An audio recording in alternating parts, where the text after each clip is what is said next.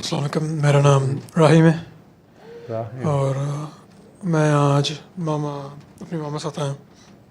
कौन सी मामा के साथ है? अच्छा, आपके साथ है। How is your experience? Uh, uh, about 3 साल मेरे पहले मैं स्कूल में लड़ाइयों में लगता था और uh,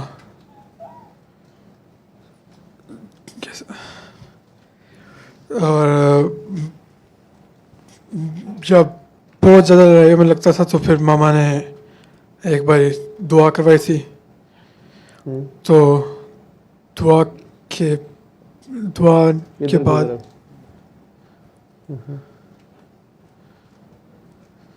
के बाद आई गेस मैं थोड़ा ज़्यादा रिलैक्स हुआ, मेरी पर्सनालिटी चेंज हुई।